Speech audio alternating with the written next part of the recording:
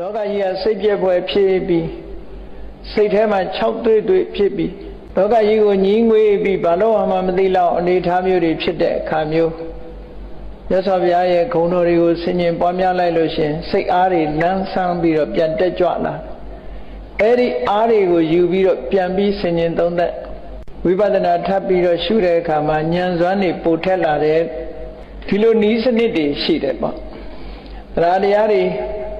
တိုးပွားလာအောင်လှုပ်ပြီးတော့ပေးကြရတဲ့ထဲမှာဘုရားရဲ့ဂုဏ်တော်တွေမကြာခဏဆင်ញင်ပြီးကိုယ့်ကိုအားပေးတာဆင်းရဲဒုက္ခရောက်တဲ့အခါမှာလည်းမြတ်စွာဘုရားရဲ့ဂုဏ်တွေကိုဆင်ញင်ပြီးတော့ကိုယ့်ရဲ့ဒုက္ခကိုချိန်မိတ်ပြီးတော့ခံစားကြအဲ့လိုမဟုတ်လို့ရှင်ကာယကဒုက္ခခံစားနေရတဲ့အချိန်မှာစေတသိကဒုက္ခလို့ခေါ်တဲ့မကျေနပ်မှုတွေစိတ်တူမှုတွေဒါတွေဒေါသတွေကကိုယ့်ကိုလွှမ်းမိုးလာပြီဆိုတဲ့အခါမှာလူတွေမှာအ ਨੇ ဆုံးတော့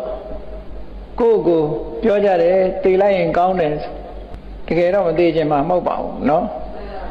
သို့တော့ဒုက္ခမခံနိုင်တဲ့အခါအဲ့ဒါမျိုးဖြစ်တယ်အဲ့လိုသိလိုက်ရင်ကောင်းမယ်လို့တွေးနေမဲ့အစားဒီလိုဒုက္ခတွေလွတ်မြောက်အောင်မြတ်စွာဘုရားကဟောတာပါလားဒါတဏှာတွေကဒုက္ခဆိုတာဒါပဲငါတို့လိုချင်လို့အကောင်းထင်ပြီးတော့ယူထားတဲ့ခန္ဓာတွေတဲကပါလာတဲ့ဒုက္ခတွေဆိုတာဒါတွေပါလားလို့တာဝေကတရားဖြစ်ပွားပြီးမြတ်စွာဘုရားတောင်မှဒီလိုဒုက္ခတွေခံရတာပဲငါလိုလူတော့ဘယ်ပြောစရာရှိမလဲဆိုတဲ့စိတ်ဖြစ်သိမ့်မှုလေးတွေဟာတရားသဘောနဲ့ဖြစ်သိမ့်တာဖြစ်တယ်ပေါ့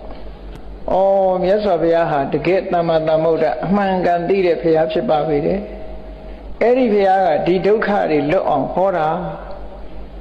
တရားတော်များဟာလည်းပဲမှန်မှန်ကန်ကန်ဟောတဲ့တရားတော်ဖြစ်ပါပေတယ်ဒီဒုက္ခတွေလွတ်အောင်ဒီတရားကျင့်ရမှာ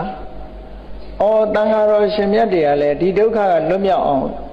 မှန်ကန်တဲ့ဗြဟ္မစရိယအကျင့်ကိုကျင့်သွားကြတာလို့